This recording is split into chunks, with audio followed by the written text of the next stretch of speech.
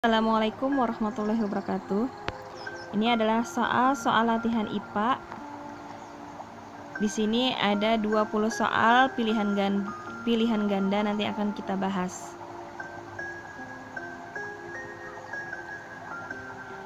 Coba kita lihat di soal pertama. Hubungan yang saling menguntungkan antar dua makhluk hidup disebut A. Simbiosis parasitisme, B. Simbiosis komensalisme, C. Simbiosis mutualisme, atau D. Predator. Nah, jawabannya adalah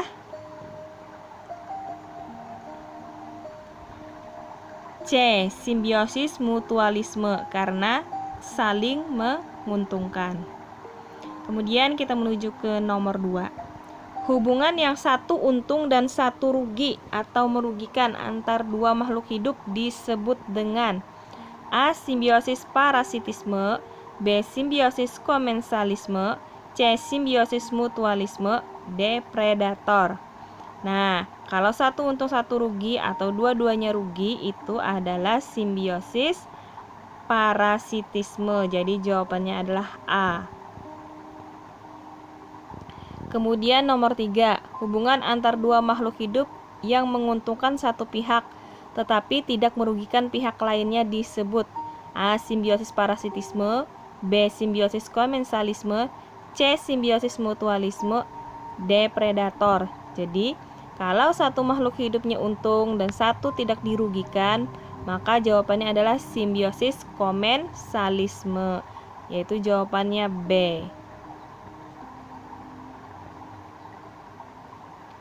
Kemudian nomor 4, contoh simbiosis parasitisme yaitu A. Ikan remora dengan hiu, B. Anggrek dan pohon kelapa, C. Benalu dengan pohon inang, D. Kupu-kupu dengan bunga. Nah, di sini kita lihat simbiosis parasitisme itu adalah merugikan atau satu untung dan satu dirugikan. Jadi jawaban yang benar adalah benalu dengan pohon inang. Kemudian yang nomor 5, contoh simbiosis komensalisme yaitu A. Ikan remora dengan hiu, B. Cacing pita di perut hewan, C. Kupu-kupu dengan bunga, atau D. Burung jalak dengan kerbau. Kalau simbiosis komensalisme tadi satu untung tapi satunya tidak dirugikan. Nah, itu contohnya adalah ikan remora dengan hiu. Jadi jawabannya adalah A. Kemudian untuk nomor 6. Contoh simbiosis mutualisme yaitu A. Anggrek dengan pohon mangga, B. Burung jalak dengan kerbau, C. Ikan remora dan hiu, D. Benalu dan pohon inang. Nah, kalau mutualisme tadi kedua-duanya untung. Nah, jadi ini jawabannya adalah yaitu burung jalak dengan kerbau karena kedua-duanya untung. Burung jalak makan kutu kerbau sehingga kenyang burung jalaknya, kemudian kerbaunya hilang kutunya sehingga badannya tidak gatal-gatal lagi. Jadi jawabannya adalah B.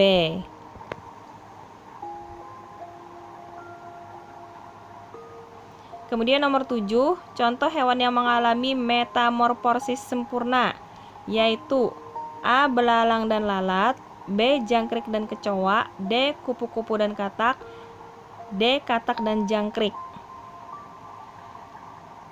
Nah, metamorfosis sempurna yaitu adalah perubahan dari dia telur menjadi dewasa, itu perubahannya itu berbeda sekali dengan induknya dari awal lahir sampai dia dewasa. Nomor 7, contoh hewan yang mengalami metamorfosis sempurna yaitu A. Belalang dan lalat, B. Jangkrik dan kecoa, C. Kupu-kupu dan katak, D. Katak dan jangkrik.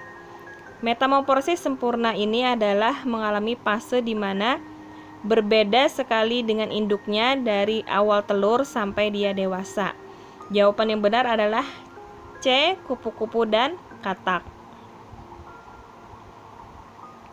Kemudian nomor 8, Contoh hewan yang mengalami metamorfosis tidak sempurna yaitu A. Belalang dan lalat, B. Jangkrik dan katak, C. Kupu-kupu dan katak, D. Belalang dan jangkrik. Nah, kalau kedua-duanya mengalami metamorfosis tidak sempurna, yaitu jawabannya adalah D. Belalang dan jangkrik. Di mana belalang dan jangkrik ini setelah telur menetas, maka tidak beda jauh bentuknya pada saat dia dewasa. Nomor 9, urutan siklus hidup belalang yang benar adalah A. Telur menjadi ulat, menjadi kepompong, lalu menjadi belalang, B. Belalang menjadi ulat, menjadi telur, atau C. Telur kemudian menjadi nimpa, kemudian menjadi belalang dewasa, atau dari telur menjadi nimpa, jadi kepompong, dan menjadi belalang. Nah, untuk hidup belalang ini kan tadi adalah metamorfosis tidak sempurna. Jadi bentuknya setelah telur dia akan sama dengan hewan dewasanya, hanya ukurannya saja yang kecil. Nah, jadi jawaban nomor 9 ini adalah C. Telur nimpa. Nimpa itu adalah belalang kecil, kemudian baru menjadi belalang dewasa. Jadi jawabannya adalah C.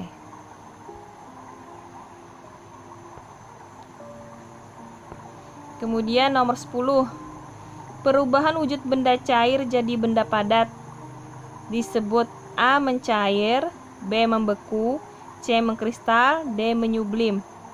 Jawabannya adalah B. Membeku. Cair jadi padat yaitu membeku.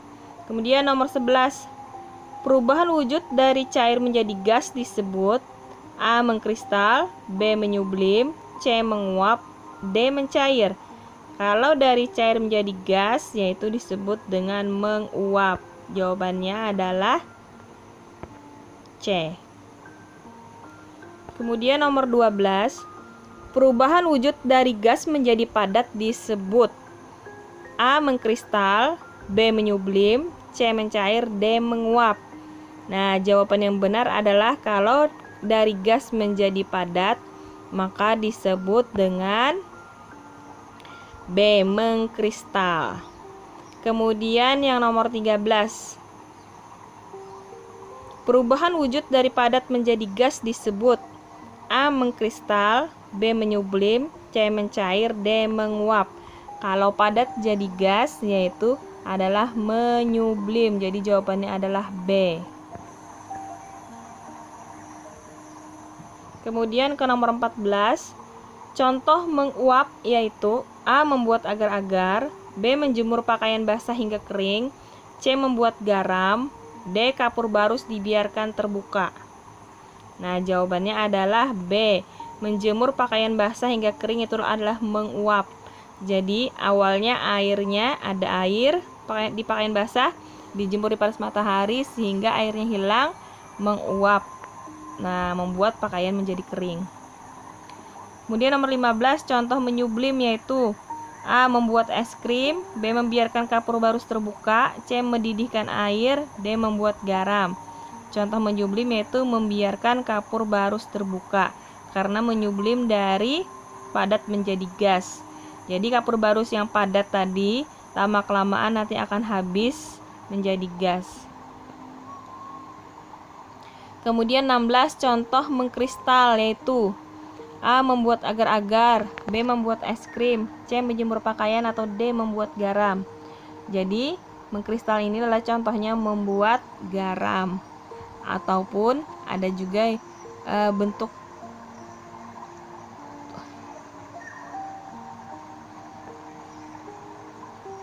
kita lihat nomor 17, perubahan energi pada kipas angin yaitu listrik jadi bunyi, listrik jadi gerak, kimia jadi panas, kimia jadi cahaya.